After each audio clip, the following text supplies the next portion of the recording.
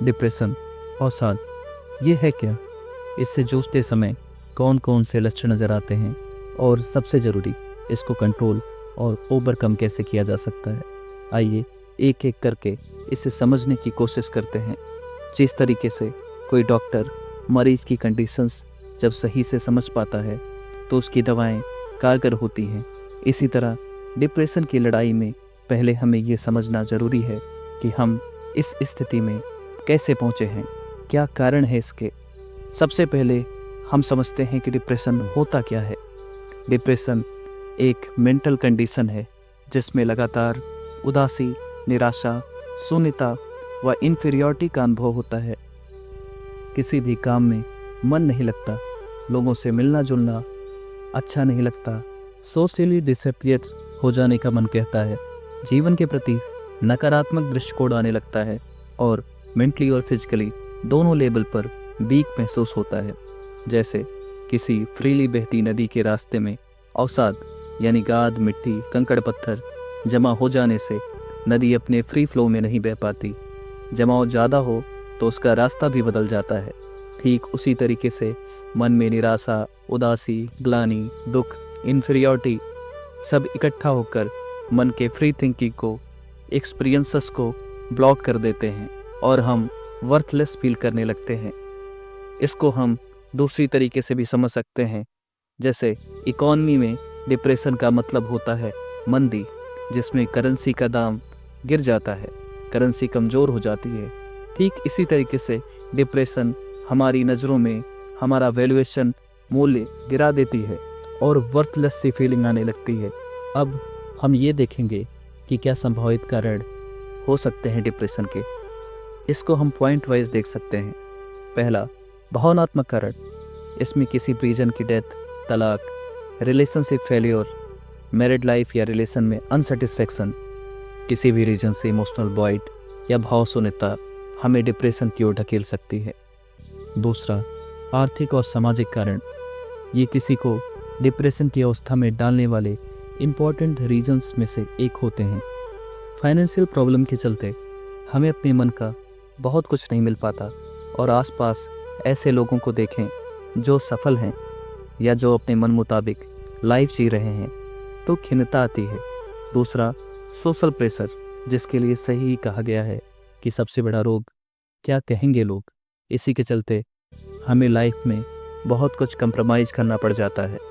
कुछ कंप्रोमाइज़ेस जहां social structure के लिए सही हैं, वहीं कुछ इंसान को तोड़ देते हैं, मजबूर कर देते हैं।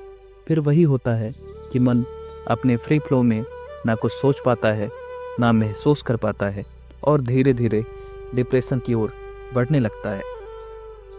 तीसरा, जैविक कारण।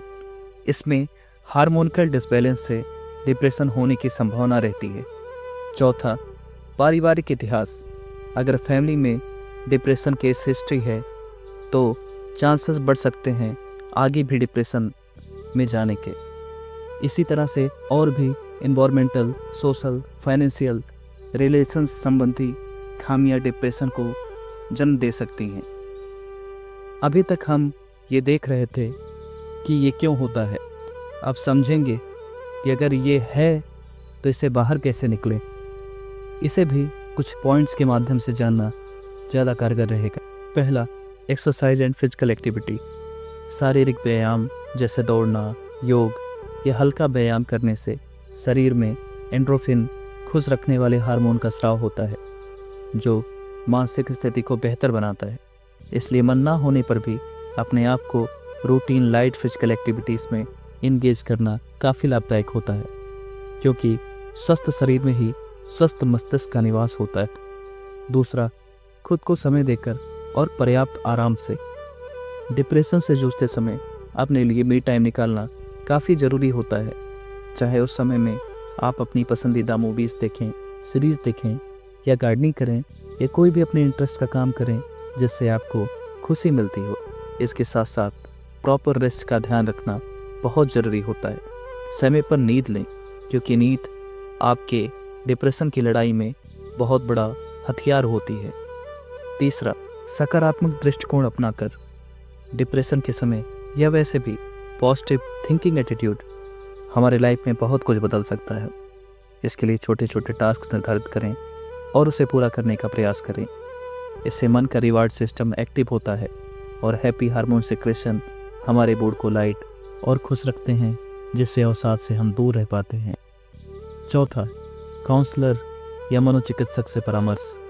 डिप्रेशन जब गंभीर स्थिति में हो जाए तो हमें उसके उपचार के लिए ट्रीटमेंट लेने से संकोच नहीं करना चाहिए। साइकेट्रिस्ट या काउंसलर हमें अपने अनुभव से डिप्रेशन की अवस्था से बाहर निकलने में मदद कर सकते हैं।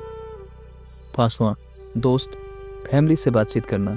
डिप्रेशन के समय वैसे तो हम अकेला रहना चाहते हैं, दुनिया से दूर हो जाना चाहते हैं, किसी से बातचीत का भी मन नहीं होता, पर हमें ऐसी स्थिति में अपने मन की बातों को और हम क्या महसूस कर रहे हैं इसे अपने फ्रेंड्स या फैमिली मेम्बर से शेयर करना बहुत कारगर रहता है।